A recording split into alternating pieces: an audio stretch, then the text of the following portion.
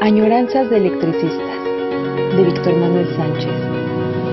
La historia de los electricistas nos permite encontrar una trayectoria política de su presente.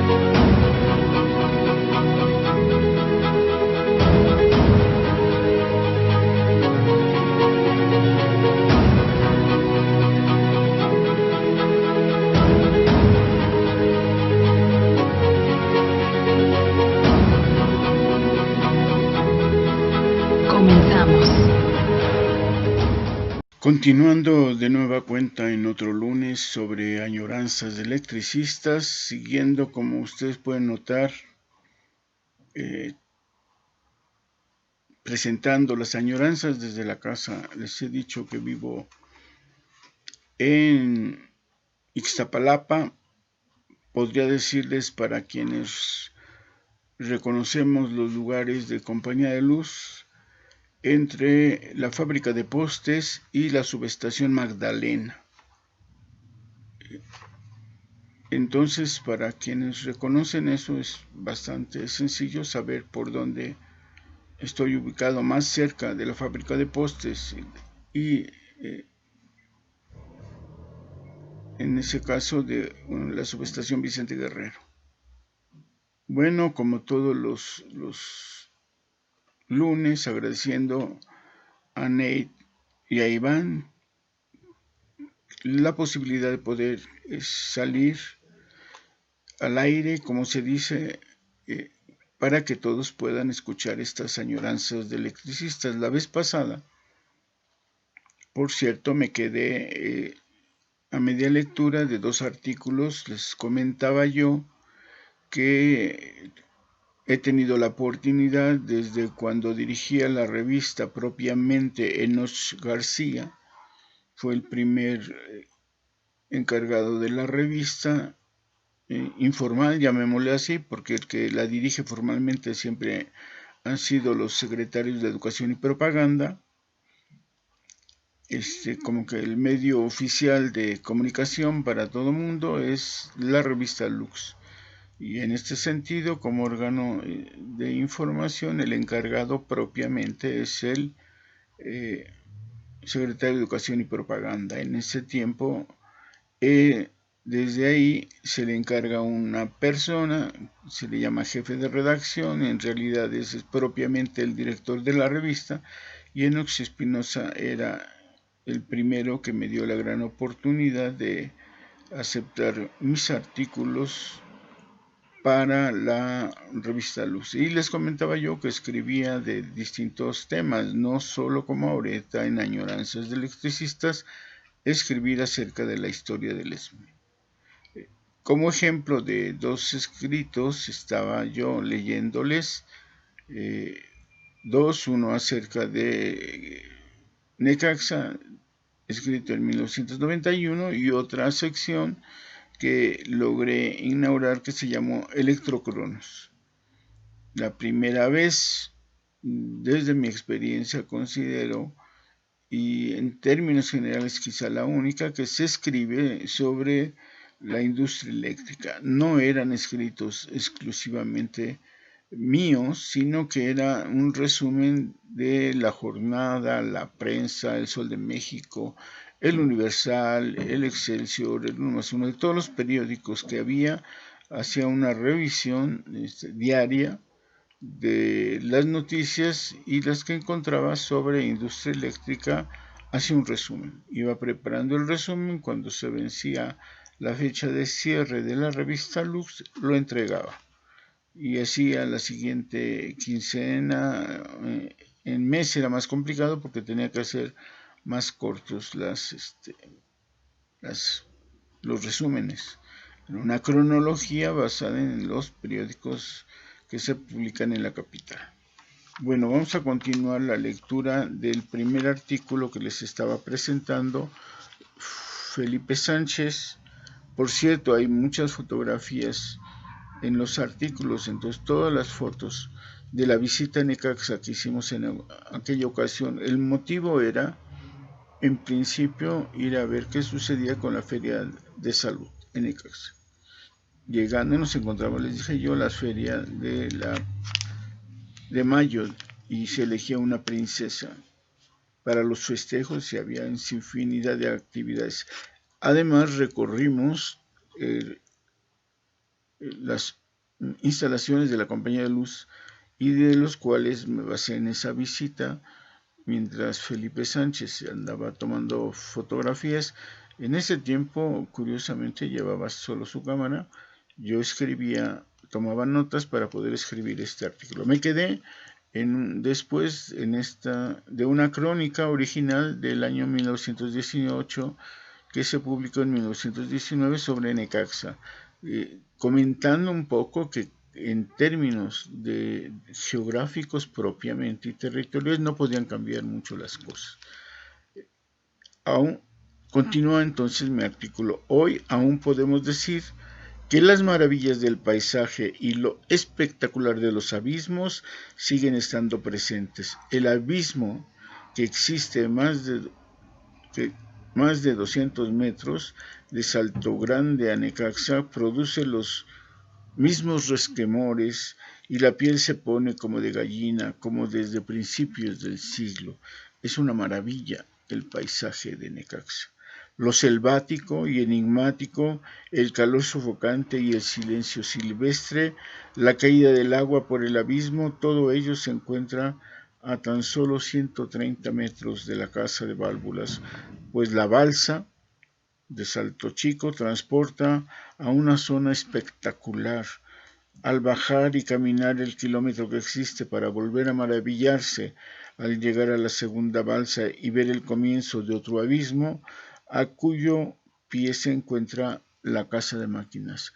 En aquella ocasión estaban utilizando la balsa y se nos permitió bajar y recorrer de donde termina la balsa, recorrer la distancia, y es ahí donde está un ambiente selvático. Se nota lo silvestre, por así decir, de ese caminar hasta la otra orilla donde se conecta otra balsa que va a llegar finalmente hasta la casa de máquinas, bueno, hacia el terreno donde está la casa de máquinas, y bajando la balsa de ahí lo que hay es una vía para lograr llevar el material que se bajó en la balsa y mover a través de la vía hasta llegar exactamente a la puerta de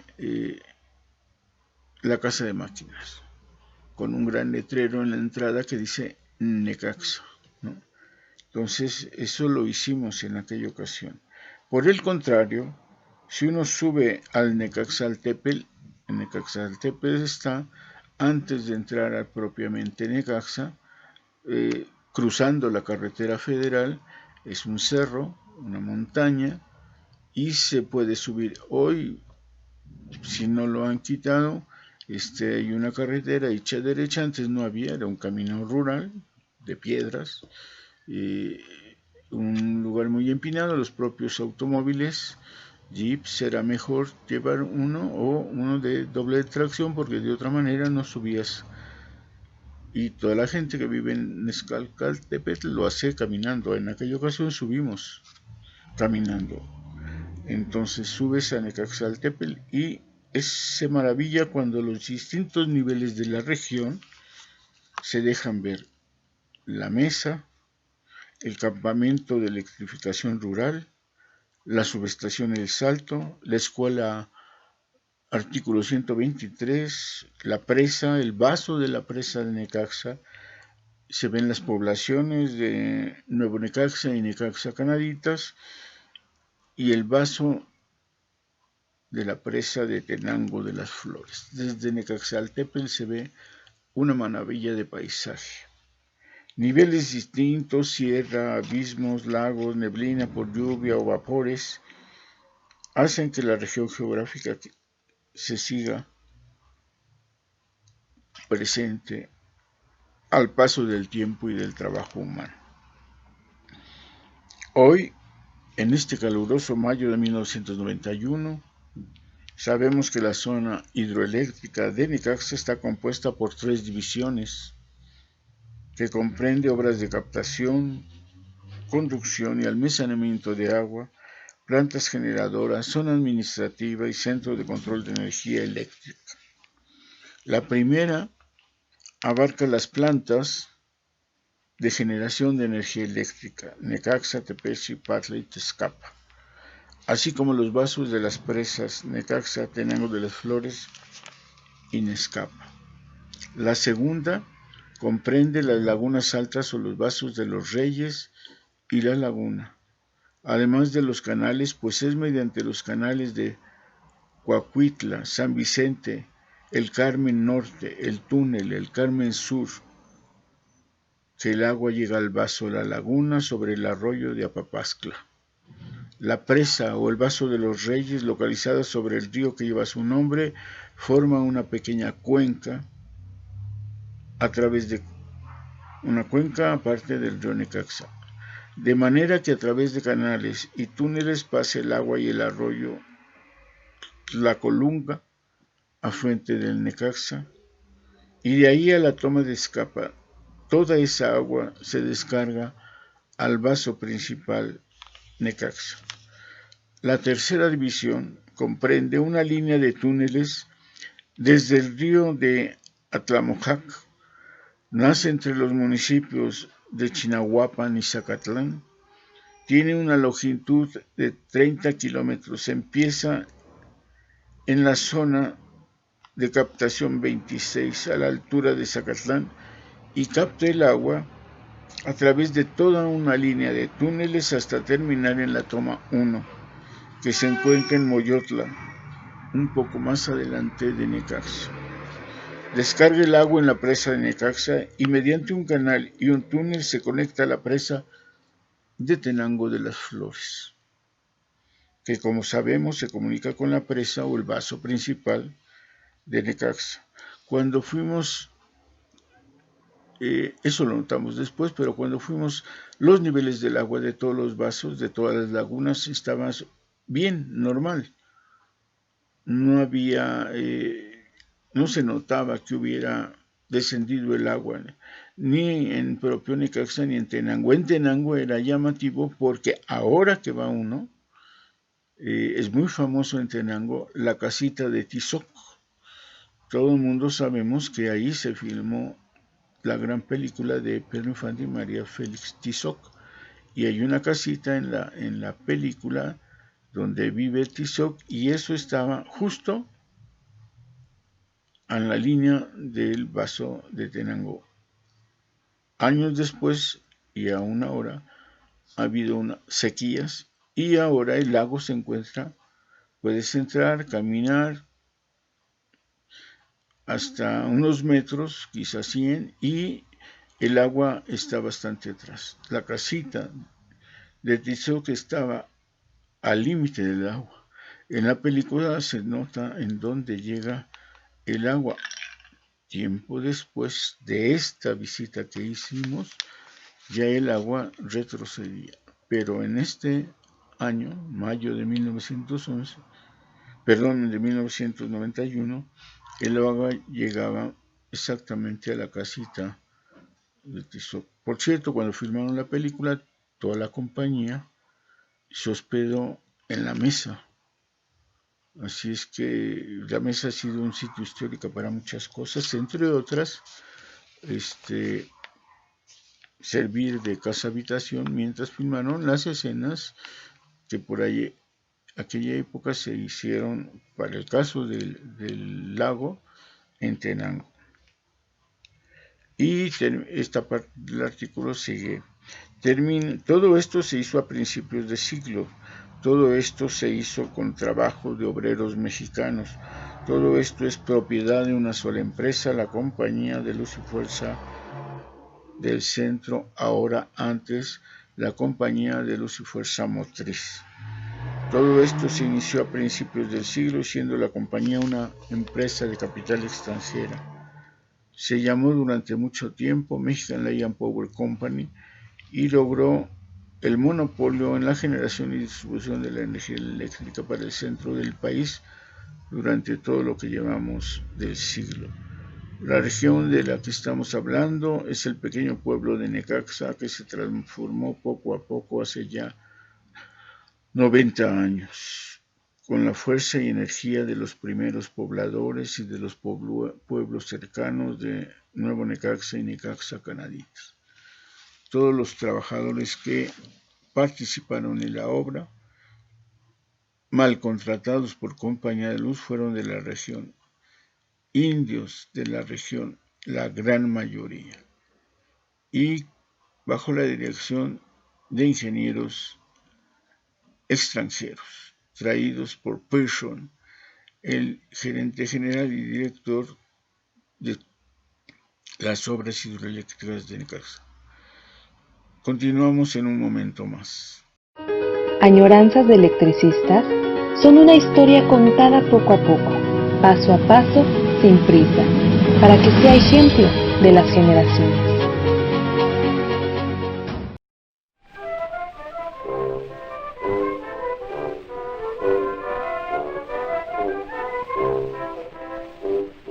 Ayer en automóvil un paseo me di, solita con el chofer, que es un joven muy fit. Como el auto corría con tal velocidad, iba muy asustada y me puse a gritar. En el motor la mano yo puse sin pensar, quedó todo parado, ni una palabra más.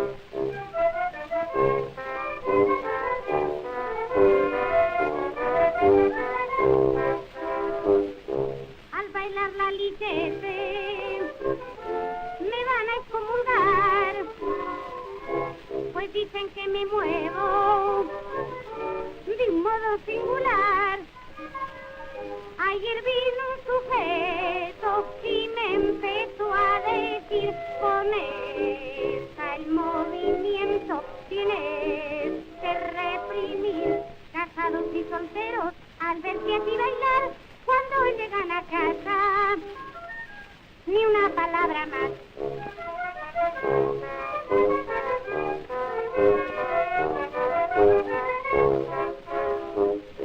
Un joven que aquí viene a verme trabajar, me ha dicho hace unos días, me quiere retratar. Cansada ya de oírle, así le dije ayer, dígame mi retrato, porque lo quiere usted. Dijo, con su retrato disfruto yo la mar, pues solo con mirarlo, ni una palabra más.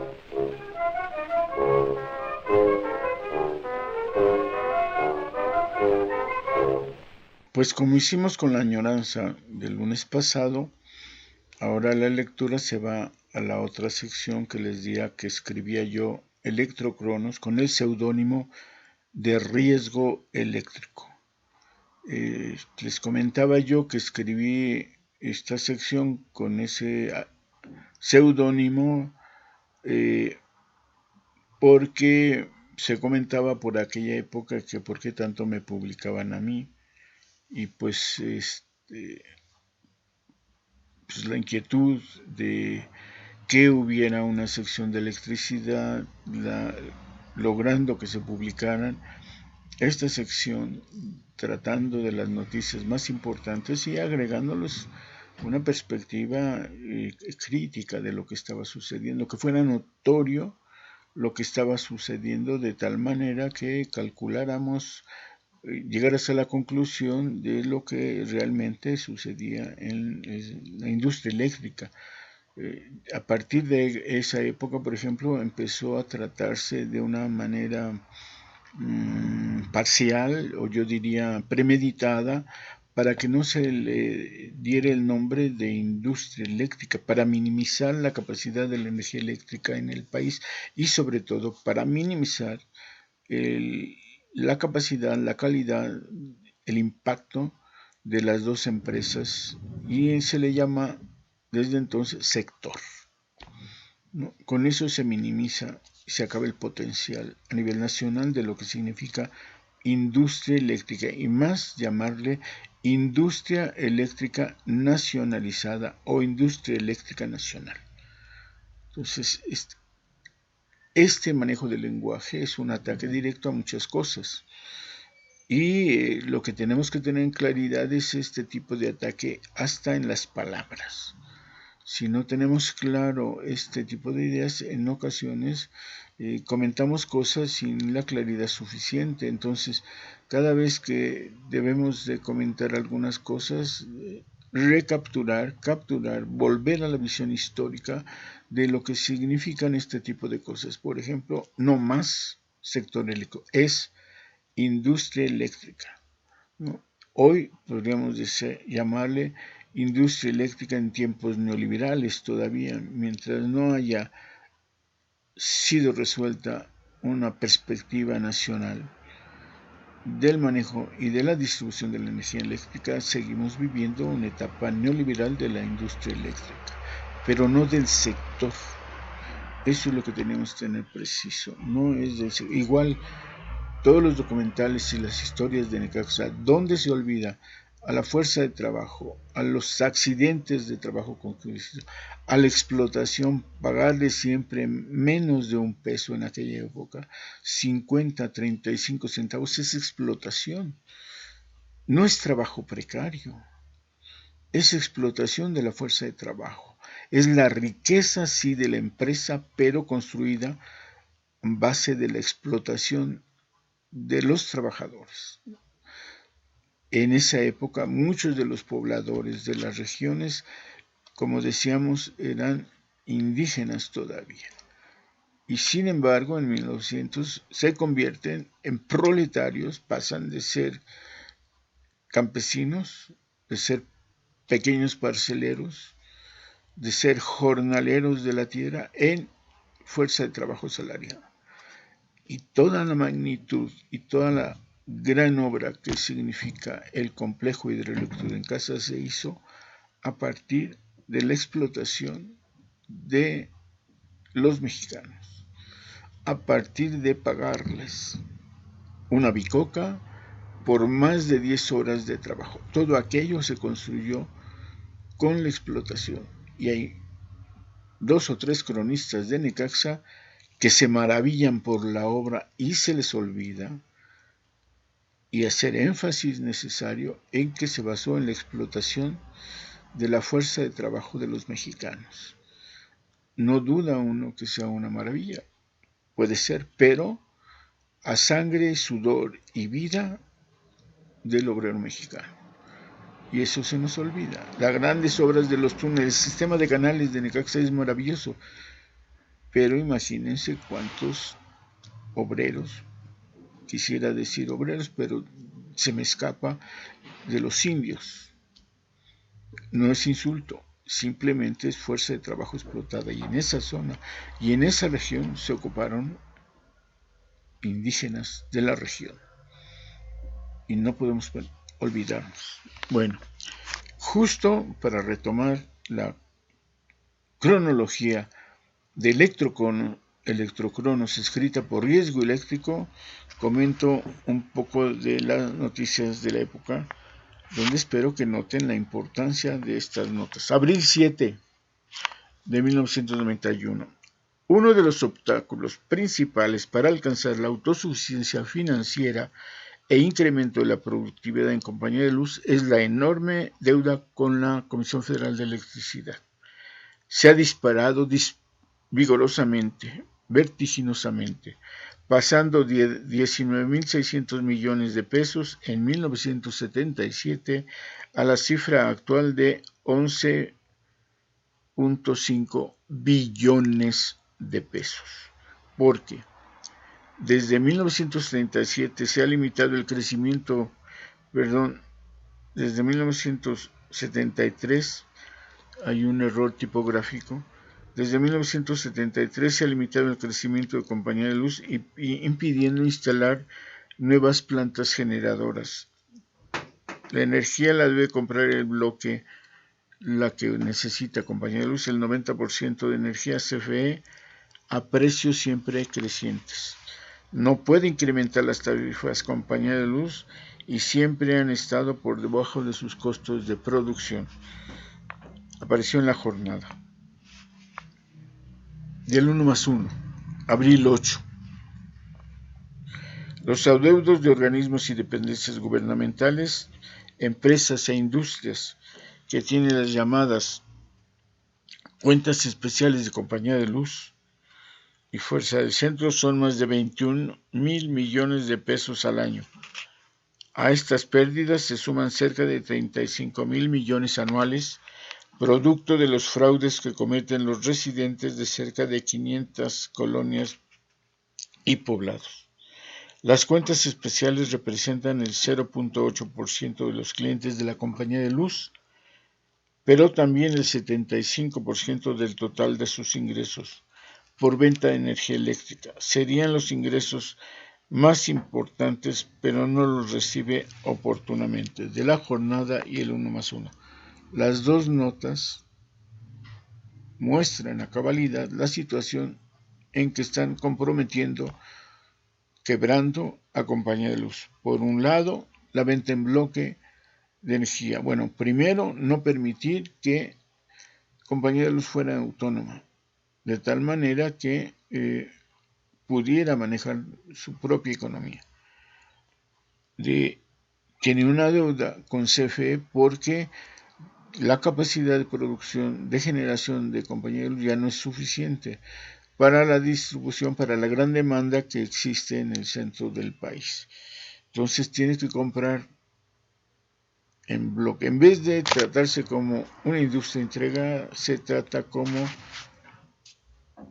un sistema de explotación de quiebra, pensado de manera muy simple. Yo te vendo energía, te cobro al doble y tú la tienes que vender a 50 centavos.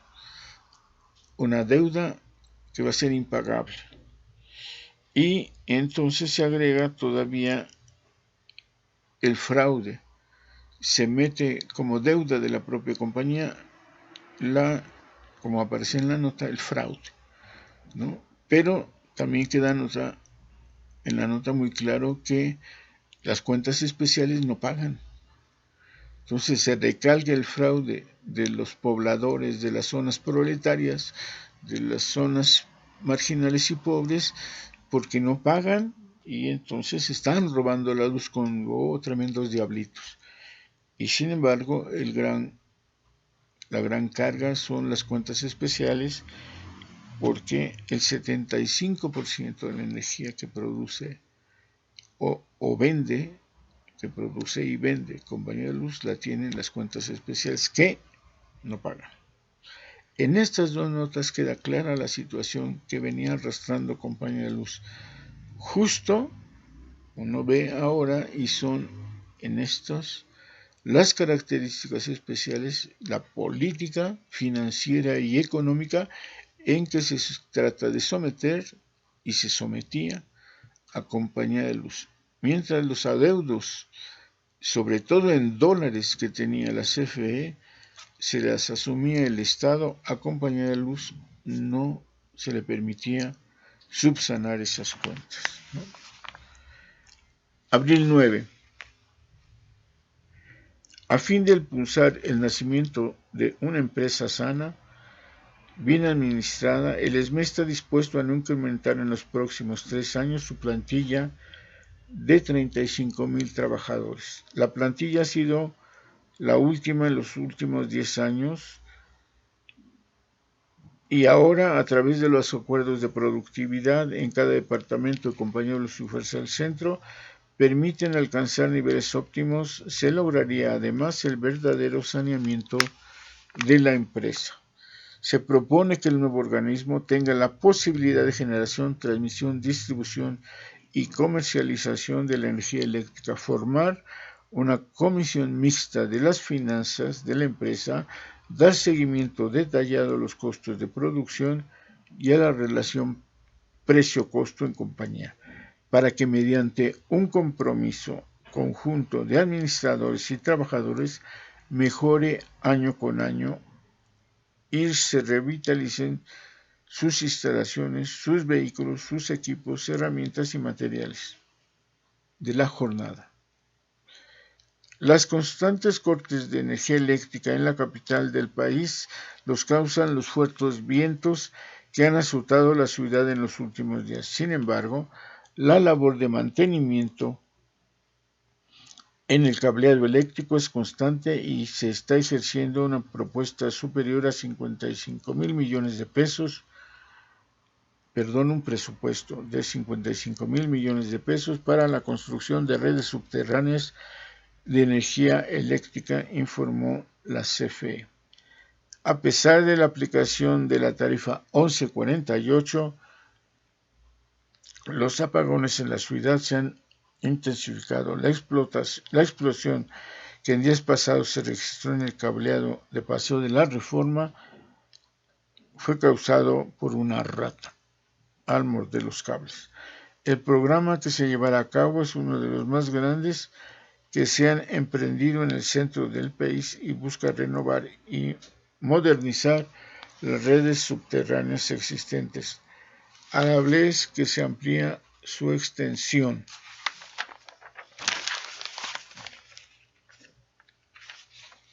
Esta noticia apareció en el Universal.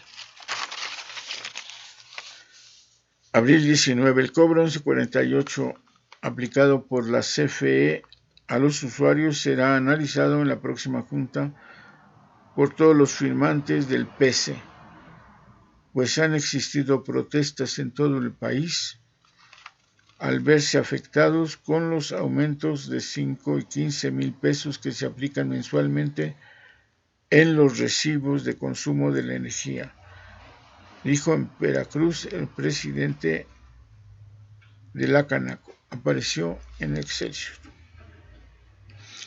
Ante las protestas de capitalinos en el sentido que el recibo de luz del último bimestre registró incrementos de hasta 100% por el concepto 1148, la CFE informó que no existe tal incremento y que solo se han aplicado los aumentos aprobados en el seno del pacto. Este concepto corresponde a una cuota de mantenimiento de las instalaciones de las empresas. Se aplicó desde mayo de 1990 y en ningún caso ese cargo extra ha significado un incremento superior al 10%. Del exceso también. Bien, en estas notas que aparecen en Electrocronos se va dando cuenta real de lo que está sucediendo. Estas dos últimas noticias dan cuenta de lo que sucede en Compañía de Luz en vez de que la propia empresa informara de la situación lo hace la Comisión Federal. Y las quejas del 1148, del impuesto sobre impuesto, como le decíamos en aquella época, fue realmente altísimo. Se pudo haber dicho ya de las tarifas locas. Bueno, se nos acabó el tiempo, como suele suceder. Esta fue otra de las añoranzas de electricistas. La próxima semana tomaremos ahora otro giro con otro tipo de tiempo y datos sobre las añoranzas. Hasta entonces.